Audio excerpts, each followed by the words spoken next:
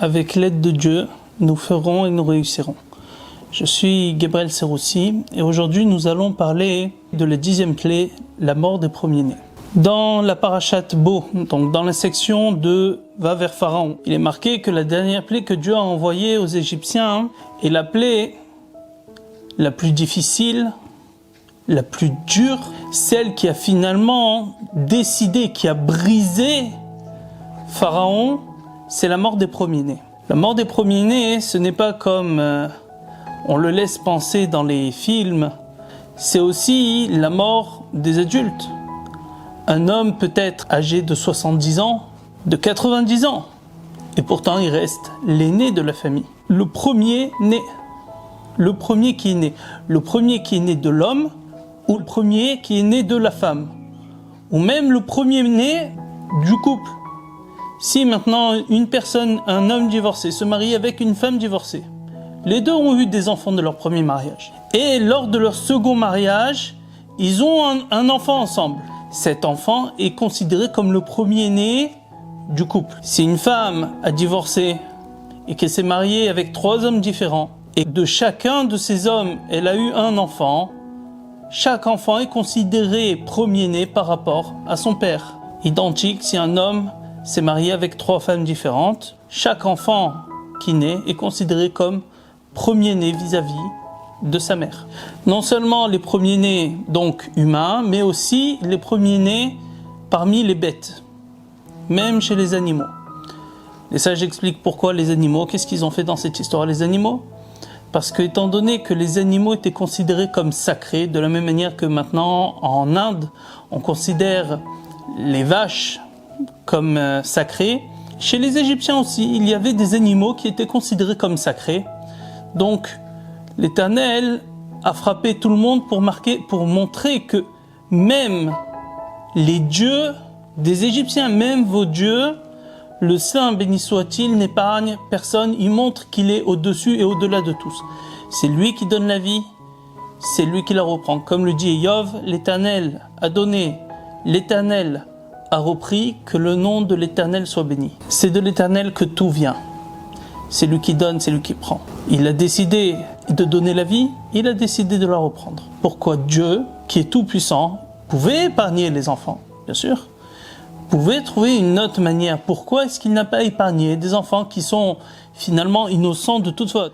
Comment c'est possible que dans la Torah, il soit écrit le rocher dont l'action est entière, elle est juste, que tous ses chemins sont justice? C'est un Dieu qui fait que ce qui est droit et qui ne fait jamais d'injustice. Les sages posent la question et disent, ça veut dire quoi hein?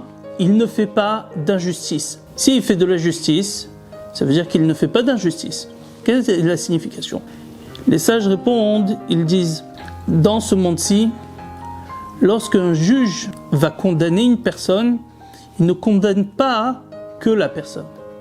Le juge va condamner aussi les parents, les frères, les sœurs, la femme, les enfants, la famille tout entière. Et de manière générale, les amis, toute la société va être impactée plus ou moins en fonction de la dureté de la peine prononcée et en fonction de l'importance de la personne qui est condamnée. Je donne un exemple. Un homme qui est condamné à 20 ans de prison. Imaginons un homme condamné à 20 ans de prison. Et il va rester en prison tout ce temps-là. Il va payer pour la faute, pour le crime grave qu'il a fait. D'accord, cet homme-là qu'il paye.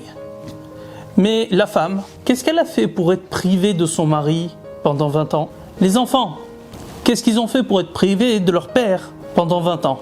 On reviendra sur le système juridique selon la Torah, qui est bien mieux que celui qui est utilisé de nos jours, mais c'est un autre sujet. Dans tous les cas, les amis, qu'est-ce qu'ils ont fait pour être privés de leur ami? Les parents, qu'est-ce qu'ils ont fait pour être privés de leur fils? Eux n'ont rien fait. Pourquoi est-ce que le juge va punir l'homme et il va aussi punir toutes les personnes autour? Parce que tout simplement, il n'y a pas d'autre choix. Il n'y a pas d'autre manière de faire.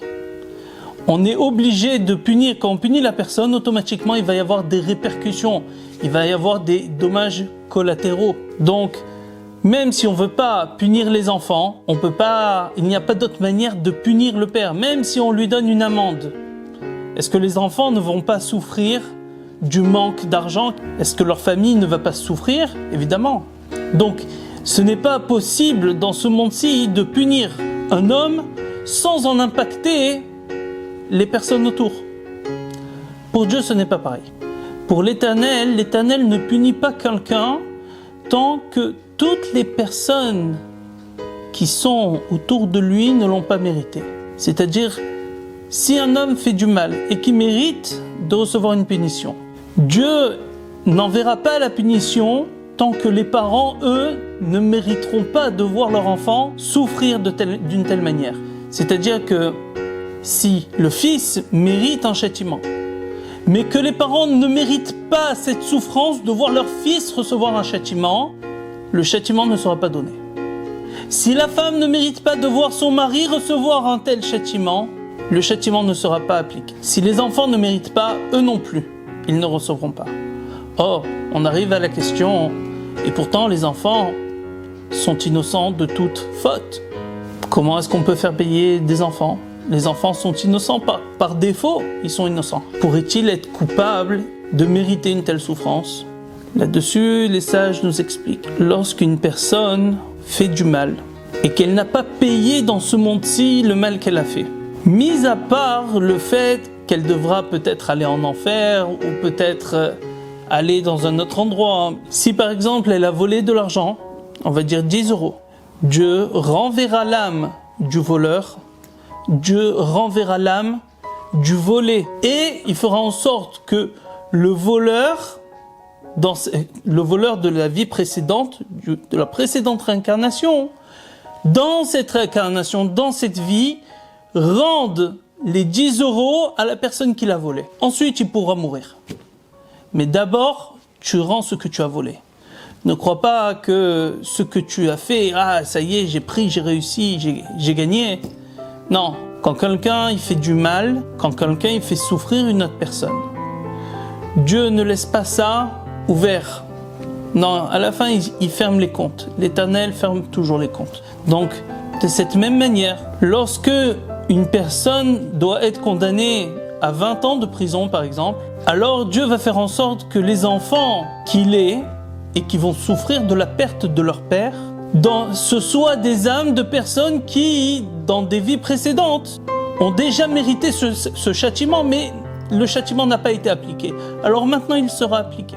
On retrouve ça dans les écrits des sages, notamment sur l'homicide involontaire. Il y a un homme qui a assassiné quelqu'un de sang-froid, homicide volontaire, mais qui n'a pas été attrapé.